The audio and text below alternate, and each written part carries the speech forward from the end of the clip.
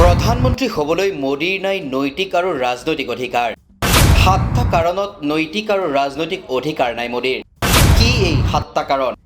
মোদীৰ নামত নিৰ্বাচন খেলি বিজেপিয়ে সংখ্যাগৰিষ্ঠতা নোপোৱাৰ দায়িত্ব কাৰ? খোদ নৰেন্দ্ৰ মোদীৰ নহয়নে? নৰেন্দ্ৰ মোদীৰ বিজেপিয়ে লাভ নকৰিলে মেজিক নম্বৰ 272। মোদীৰ নেতৃত্বত নিৰংকুশ সংখ্যাগৰিষ্ঠতা নাপালে বিজেপিয়ে। RSSক অৱহেলা কৰি কেৱল নৰেন্দ্ৰ মোদীৰ নামত নিৰ্বাচন খেলিছিল বিজেপিয়ে। কিন্তু দেশত দেখা নগ'ল কোনো মোদী ঢৌ। 2014ৰ পাছত প্ৰথমবাৰলৈ বিজেপিয়ে অকলে নাপালে 272খন আসন। উল্লেখ্য যে 2014ৰ নিৰ্বাচনত বিজেপিয়ে পাইছিল 282খন আসন। 2019ৰ নিৰ্বাচনত লাভ কৰিছিল 303খন আসন। দাবী আছিল 2024ত লাভ কৰিব 400খন আসন। কিন্তু বাস্তৱত সেয়া মুঠেও নহ'ল। 282 কিংবা 303ৰ পৰা নামি আহি বিজেপিৰ গতিস্তব্ধ হ'ল 240তে। গতিকে অষ্টাদশ লোকসভা নিৰ্বাচনত মোদীৰ কোনো যাদু নচলিল। নৰেন্দ্ৰ মোদীয়ে নিজৰ নৈতিক পৰাজয় মানি ল'বনে? প্ৰধানমন্ত্ৰী হ'বলৈ মোদীৰ কিয় নৈতিক আৰু ৰাজনৈতিক অধিকাৰ নাই, তাৰ 7টা কাৰণ দাঙি ধৰা হৈছে দ্য ৱায়াৰৰ বাতৰিত। আহক জানি লওঁ এই 7টা কাৰণ। কাৰণ নম্বৰ 1, এইবাৰৰ নিৰ্বাচনত মোদীয়ে কেৱল নিজৰ নামত নিৰ্বাচন খেলিছিল। সকলোতে ভোটো খুজিছিল কেৱল নিজৰ নামত।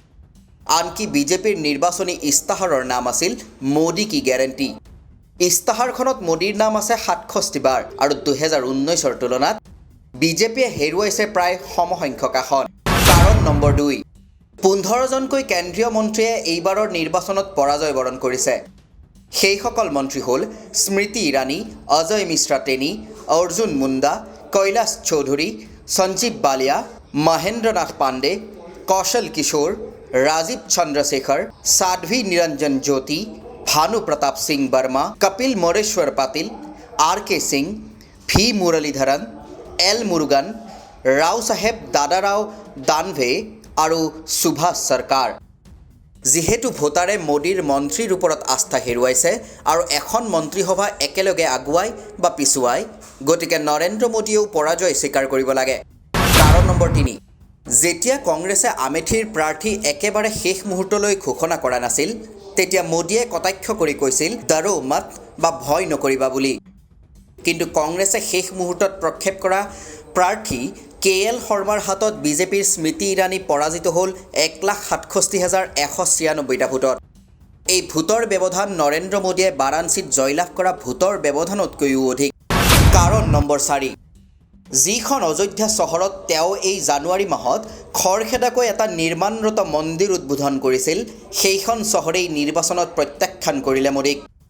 কাৰণ নম্বৰ 5, আজিৰ পৰা এটা দশক পূৰ্বে ৰাষ্ট্ৰীয় ৰাজনীতিত মোদীৰ উত্থান আৰম্ভ হৈছিল উত্তৰ প্ৰদেশৰ জৰিয়তে। সেইবাবেই 2014ত 2খন আসনত নিৰ্বাচন খেলিলেও 2019 আৰু 2024ত কেৱল উত্তৰ প্ৰদেশৰ পৰাই নিৰ্বাচন খেলিলে মোদীয়ে। কিন্তু সেই উত্তৰ প্ৰদেশত 2014ত 71খন আৰু 2019ত 62খন আসন লাভ কৰিছিল বিজেপিয়ে। পিছে এইবাৰ মাত্ৰ 33খন আসনতে উত্তৰ প্ৰদেশৰ জনতাই স্তব্ধ কৰিলে মোদীৰ বিজেপিক। গতিকে উত্তৰ প্ৰদেশৰ এই স্পষ্ট বাৰ্তা অৱহেলা কৰাটো অনুচিত। কাৰণ নম্বৰ 6, যি মণিপুৰত এটা বছৰে হিংসাত্মক কাৰ্য চলি থকাৰ পাছতো মোদী এবাৰলৈও নগ'ল, সেই মণিপুৰৰ 2খন আসনতে বিজেপিৰ চিৰপ্ৰতিদ্বন্দ্বী আৰু মোদীৰ চকুৰ কুটা দাঁতৰ শাল কংগ্ৰেছে প্ৰায় 1 লাখ ভোটৰ ব্যৱধানত জয়ী হ'ল। অৰ্থাৎ মণিপুৰেও এক স্পষ্ট ইংগিত দিছে। আৰু কাৰণ নম্বৰ 7, মোদী অপৰাজেয় বুলি থকা কথাৰো ইতিমধ্যে ইতি পৰিছে। উত্তৰ প্ৰদেশকে ধৰি বহুকেইখন হিন্দীভাষী ৰাজ্যত পূৰ্বৰ তুলনাত আসন হ্ৰাস পাইছে মোদীৰ বিজেপিৰ। যি ৰাজস্থানৰ বানছৱাৰাত অতি বিতৰ্কিত ভাষণ দিছিল মোদীয়ে, সেই বানছৱাৰাতো প্ৰায় 2,47,000 ভোটৰ ব্যৱধানত বিজেপি পৰাজিত হয়। যিগৰাকী ব্যক্তিয়ে সংযুক্ত চৰকাৰক দুৰ্বল চৰকাৰ বুলি কটাক্ষ কৰিছিল, সেই ব্যক্তিগৰাকীয়ে এতিয়া সহযোগী দলৰ সমৰ্থনৰ আশাত ৰ'বলগীয়া হৈছে। গতিকে সন্মান সহকাৰে নৈতিক আৰু ৰাজনৈতিক পৰাজয় স্বীকাৰ কৰি প্ৰধানমন্ত্ৰী পদ এৰিব লাগে মোদীয়ে। News desk report, the cross current.